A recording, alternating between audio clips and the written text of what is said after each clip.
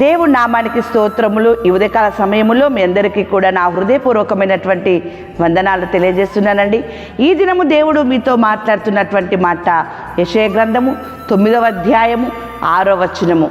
ఏలయనగా మనకు శిశువు పుట్టెను, మనకి కుమారుడు అనుగ్రహింపబడెను, కన్యక గర్భవతి అయి కుమారుని కనును, అతనికి యేసు అను పేరు పెట్టబడును అని వాక్యం సెలవిస్తూ ఉంది. యేసు అనగా రక్షకుడు అని అర్థము. అలాగుననే క్రీస్తు అనేది కూడా ఉంది అతనికి పేరు.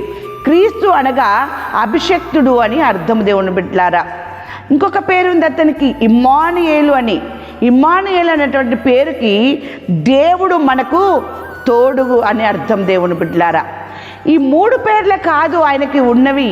ఈ యొక్క కుమారుడు అనుగ్రహింపబడి ఉన్నాడు కదా, మనకి శిశువు పుట్టి ఉన్నాడు కదా, అతనికి ఈ 3 పేర్లే కాకుండా ఈ యొక్క యెషయా గ్రంథము 9వ అధ్యాయంలో ఇంకా చాలా పేర్లు ఆయనకి రాయబడి ఉన్నాయి. దేవుని బిడ్డలారా, ఆయన భుజము మీదనంట రాజ్యభారం ఉంటుందంట. ఆయన ఆశ్చర్యకరుడు, ఆలోచనకర్త, బలవంతుడైన దేవుడు, నిత్యుడగు తండ్రి, సమాధానకర్తయగు అధిపతి అని అతనికి పేరు పెట్టబడును. ఎంత అద్భుతమండి! ఒక కుమారుడికి, ఒక శిశువుకి ఇన్ని రకాల పేర్లు కలిగి ఉన్నాడు దేవుని బిడ్డలారా. అందుకనే అక్కడ వాక్యం సెలవిస్తూ ఉంది. ఆయన ఏమంటున్నాడంటే, యోహాను సువార్త 6వ అధ్యాయము 38వ వచనము, నా ఇష్టమును నెరవేర్చుకొనుటకు నేను రాలేదు, నన్ను పంపిన వాని చిత్తము నెరవేర్చుటకే పరలోకము నుండి దిగివచ్చి తిని. ఆయన పుట్టుకలో ప్రత్యేకముంది, ఆయన జనన విధానములో ప్రత్యేకత ఉంది కాబట్టే ఆయనకి ఇన్ని నామములు పెట్టబడి ఉన్నవి. దేవుని బిడ్డలారా, ఆయనకి ఇన్ని పేర్లు పెట్టబడి ఉన్నవి. ఆయన మాట్లాడుతున్నటువంటి మాట, నా ఇష్టమును నేను నెరవేర్చుకున్నటకు ఈ లోకానికి రాలేదు, నన్ను పంపిన వాని చిత్తము నెరవేర్చుటకై ఎక్కడి నుండి వచ్చాడట? అతను పరలోకము నుండి దిగివచ్చి తిని అంటూ ఉన్నాడు.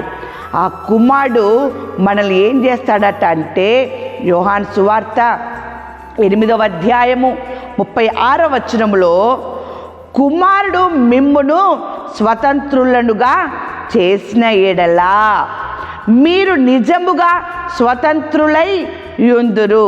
కుమారుడు మనల్ని స్వతంత్రులుగా చేస్తాడట. అలా చేసిన ఎడల మనము స్వతంత్రులముగా ఉంటామట. అయితే కుమారుడు మనల్ని స్వతంత్రులుగా చేయాలి అంటే, మనము కుమారుడికి స్వతంత్రులుగా ఉండాలి అంటే మనలో ఏమి ఉండాలి? దేవుని వాక్యం సెలవిస్తూ ఉంది ఇక్కడ. దేవుని బిడ్డలారా, యోహాను సువార్త 8వ అధ్యాయము 37వ వచనములో వాక్యం ఈ రీతిగా ఉంది, అయినను మీలో నా వాక్యమునకు చోటు లేదు. ఏమండి, మనము స్వతంత్రులుగా ఉండాలంట. మనల్ని స్వతంత్రులుగా చేయడానికి కుమారుడు వచ్చి ఉన్నాడు. మనల్ని స్వతంత్రులుగా చేయడమే ఆ తండ్రి పంపినటువంటి చిత్తము. దేవుని బిడ్డలారా, ఆ తండ్రి చిత్తము నెరవేర్చుటయే ఆయన పని అయి ఉన్నది.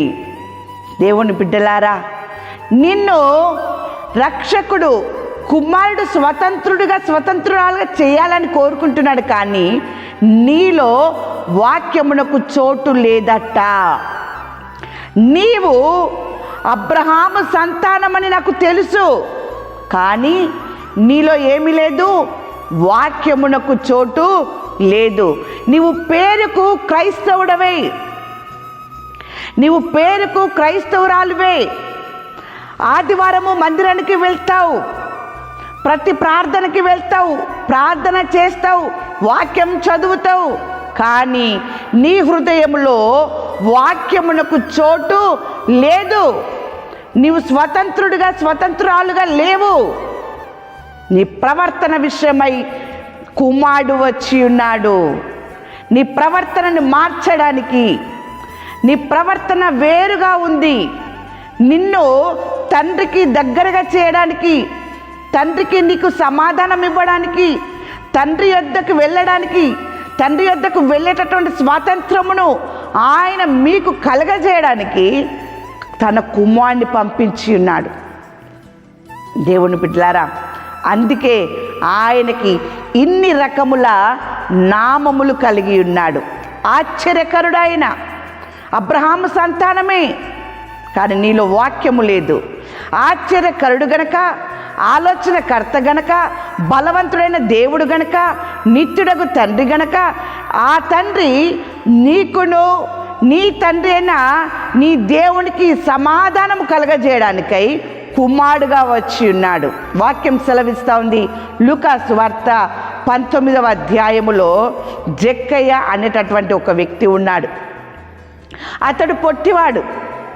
యేసు అక్కడ సంచరిస్తూ ఉన్నాడు అనేటటువంటి వార్త ఆయనకు తెలిసినప్పుడు పొట్టివాడు గనక ఆ జన సమూహంలో యేసును చూడలేకపోయాడు. కానీ ఎట్లాగైనా సరే నేను యేసును చూడాలనేటటువంటి ఆశ కలిగింది ఆయనలో. అత్యాశ కలిగి ఉంది.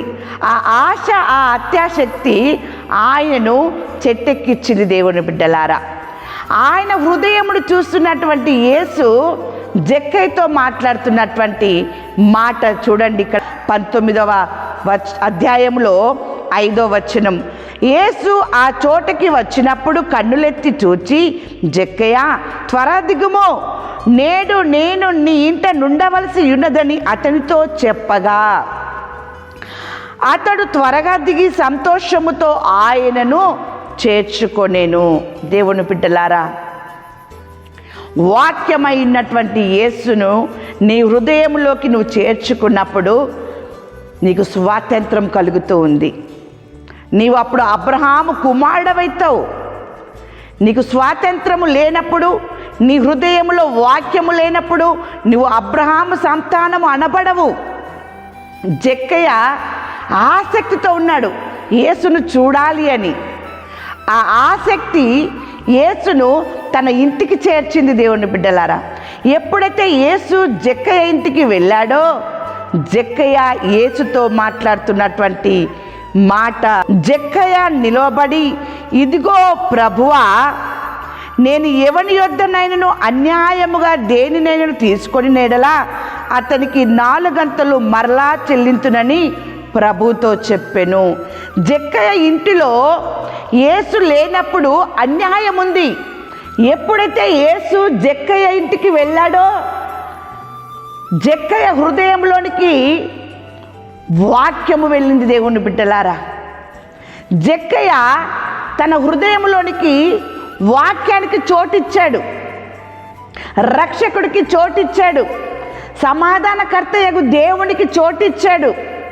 ఆలోచనకర్తకి చోటు ఇవ్వడం వలన ఆయన జీవితంలో ఆశ్చర్యకరమైనటువంటి ఆలోచన కలిగింది. నేను అన్యాయస్తుడని, ఎవరి దగ్గరనైతే నేను అన్యాయం చేసి తీసుకున్నానో వారి డబ్బును వారికి నేను చెల్లిస్తాను అని చెప్పేసని తన పాపమును ఒప్పుకున్నాడు. ఎవరి హృదయములోనైతే వాక్యం ఉంటుందో, ఎవరి ఇంటిలోనైతే వాక్యము ఉంటూ ఉందో, వారి ఇంటిలో, వారి హృదయములో పాపానికి చోటు ఉండదు. దేవుని బిడ్డలారా, ఇక్కడ దేవుడు కుమారుడు మాట్లాడుతున్నాడు, మీలో నా వాక్యమునకు చోటు లేదు.